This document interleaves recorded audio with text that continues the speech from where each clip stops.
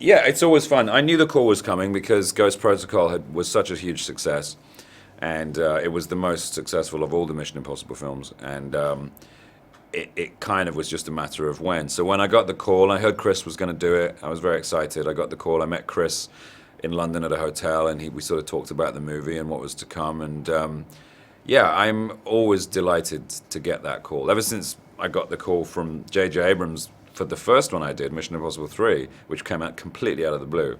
Now it's kind of like I'm just waiting for it rather than not expecting it. You're involved in some great franchises. What's the coolest thing about being involved in this franchise?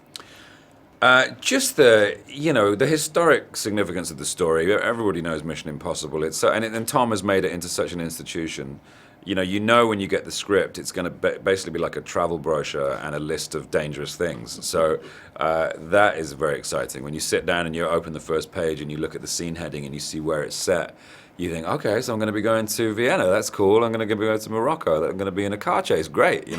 It's essentially a kind of shopping list of adventures. Most people call Tom Cruise an action hero. I heard you call him a mummy figure. Please explain.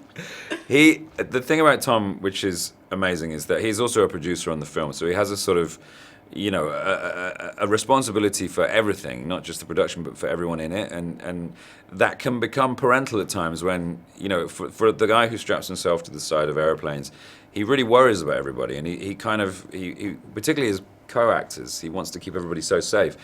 And he'll come on set, as he does, because he's really in his trailer. He's always on set. He's always participating. He came on set to see me do my fight scene, and the minute he saw me get thrown against the wall, he went, I can't watch this. And he walked off. And it was so sweet, because I just thought, mate, you do the craziest stuff. And he clocks around us, me and Rebecca, when we were in the car doing the car chase, he was always like, Simon, if we roll the car, don't put your arm out. Brace like this. And I go, all right. He said, okay, let's do it together. So, okay, brace. We did a little safety demonstration. It's just a measure of who he is, and, it's very endearing. Yeah, but he's not always so nice. In that same car scene, he made you worry a bit about yourself, didn't he? How? Didn't he try and heat you up or something? Oh, yeah, he turned my seat heater on. Yeah, I know, that was a kind of ongoing game. That he started it.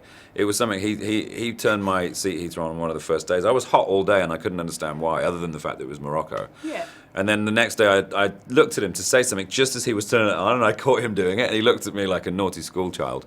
And then we burst out laughing. And then we got, apoplexically hysterical about trying to, because it was we were tired, and we were doing this incredible stunt driving, and we were excited because we were getting to play with this BMW M3 and drive it very, very fast, legally. And so it became this game we played about trying to sneak each other's heater on. And we were literally just tears streaming down our faces at the cheekiness of it. It became about when he'd do like a handbrake in shot, he'd be doing this incredible maneuver, and I knew he'd be concentrating on the maneuver, so I would do it then while this camera was rolling, and then he'd see it at the corner of his eye.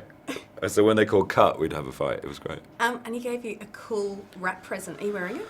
No, I've got my Apple Watch on today because I keep my Mission Watch for very special occasions. I wore it last night. He gave all of us a beautiful sort of navy timepiece, really lovely with it inscribed. He's very generous, Tom, and he's, you always know you're in for a cool wrap gift with Tom, and this one wasn't any different. I have to ask you, Star Trek 3. Yeah. You're actually writing the script. Now, look, I know you can't tell me too much about it. But, Anything. Okay, but how's it going? And I've heard you say, you have to stick to some rules. What rules are you sticking to? Yeah, I mean, it's Star Trek. It's a universe. It's a pre-existing universe. It's not a blank canvas. It's a number of characters that we are now custodians of and have to abide by the rules of their personalities and the rules of that universe. And it's been really fun in that respect, in that you're not, sometimes the blank page is terrifying. You're given some beautifully drawn, beloved characters to play with, and it's a delight. So, yeah, we're having an absolute blast in Vancouver at the moment. Justin Lin, who's our director, is doing such great work. I'm so impressed with him, and he's knocking it out of the park. Every time you watch playback, you just get excited, and to be back together with my sort of Star Trek family is great. We're all very fond of each other, and it's great being away from home. We're all away from our home, so we're hanging out in Vancouver. We all go out together to dinner and to parties, and it's like being at camp or something. It's great.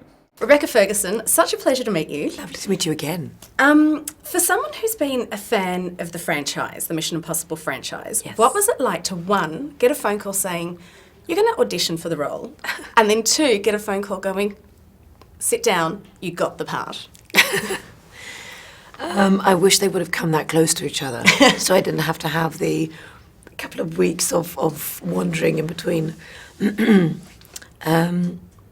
Well, the first one was my agent saying they were casting. I called my agent and said, "Oh, I'd love to kick some ass. Is there any independent movie, anything, just a walk-on part where I could just do a kick? I want to see if I can do it." Just a walk-on part. Well, it's something because I've never ever done it. The expectations of being a female lead, no, that's not me. It's not there. It was more seeing if I can endeavour it and try it out. And they said, "Well, Mission is casting," and I said, "Yeah, sure. Let's do a tape and see what happens." Basically, that's what happened. And then, I mean, it was about, I think, a couple of days later, they called when I was in Morocco and said, "Tom would actually like to meet you." And I think I didn't really understand it. And whilst flying to London to meet him, and all of a sudden there he was with Christopher McQuarrie, happy, smiling, disarming the situation, chatting, laughing. I mean, you see what he's like. Yeah. You forget that he's Tom Cruise. He's Tom. So, the night before your big first day at work, how are you feeling? Can you sleep? I probably could. I was probably shattered. Can I say that word? Yeah. I just said it.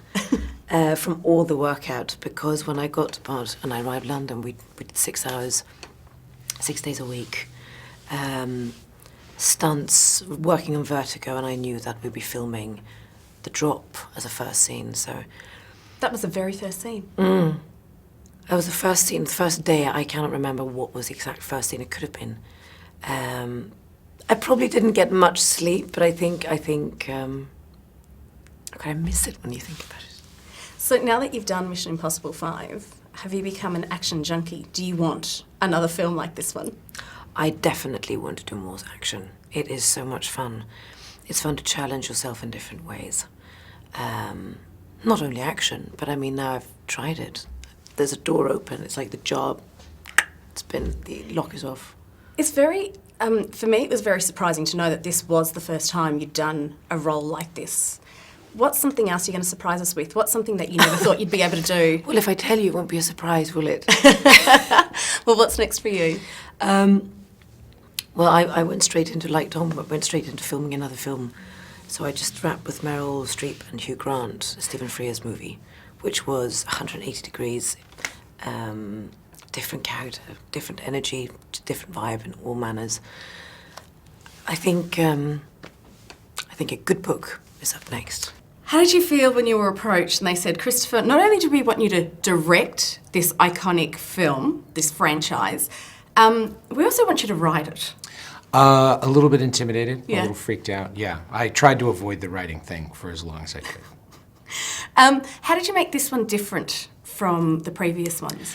The team. It was really about bringing together a team that was spread out over the first 4 movies, bringing them together for one movie, and then bringing in a woman from the outside, somebody who didn't answer to them and kind of kept them off balance. It's really interesting that you talk about that woman character, because Rebecca Ferguson, I thought, was brilliant in the role. She's fantastic. But she wasn't originally, like when you saw her, you thought she's the complete opposite of what you were originally going to cast. Well, it was, we were looking for something and we didn't know what. Yeah. And we were sort of grabbing at straws, and it was when we looked at her audition on the very last day we realized she was the one. It's always the very last day, isn't it? Yes. Do you know what I love about this film? Yeah, you have those big action scenes, so people aren't going to be disappointed. But I love that you brought in the laughs. How did you find that balance, though? Because sometimes it's really hard when you're doing action and throwing in comedy not to make it farcical. Well, Tom and I tend to go a little bit dark when we're left to our own devices, and we were trying to be very cautious and bring in humor wherever we could. So we spent every day trying to find ways to inject humor into the smallest little moments. But also having, as far as humor is concerned, having somebody like Simon Pegg with us and somebody like Jeremy Renner, Ving Rhames, they all have a different approach to their sense of comedy. So everyone was sort of checking one another.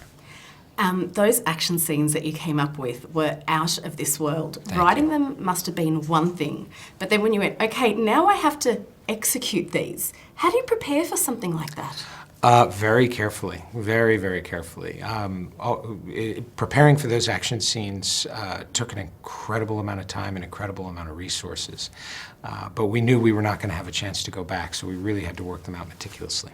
Was there ever a time, because we all know that Tom likes to do his own stunts, but was there ever a time when you went, come on now, Tom, hanging out of a plane, can we please just get a stuntman to do this? No, I've long since given up on the stuntman thing with Tom. Yeah. You two have actually worked together quite a bit, and it was Yes. when you were working on Valkyrie that you actually said that you'd learnt from Tom what you'd been doing to alienate yourself from the film business. Yes. What were you doing? What I was doing was holding a lot of grudges, I think. That was a big part of it. But also, I think it was alienating the film business by writing movies that I really loved, but that really, there was no marketplace for them. Isn't that tough though? Like do you feel like sometimes you have to conform, and that is quite tough? No, I don't feel like you have to conform, but I do feel like you have to develop a certain sense of trust. You have to be able to demonstrate that you can, that you can make a return on the investment. You really got to show that you can play in the marketplace. How amazing was it for you last night, walking that red carpet for your own film and then presenting it to an audience? Oh, the premiere was incredible. I mean, we were fantasizing about coming back there and showing the movie when we were shooting the sequence in Vienna. We never imagined we'd actually be able to, so that was incredible. Big night last night? Yes, very big. Very big. Well, is it nice to, because, you know, in this business, we're all about, okay, we need to get to our next job, we need to get to our next job. Yeah. Is it nice to actually be able to sit back and celebrate your success?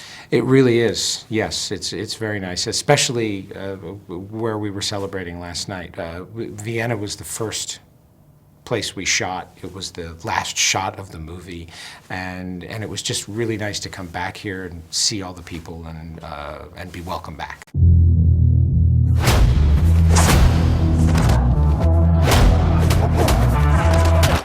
We've never met before, right? Follow me.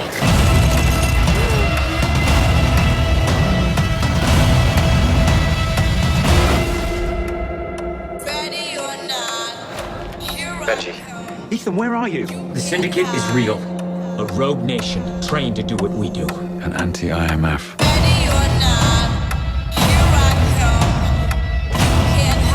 You want to bring down the Syndicate?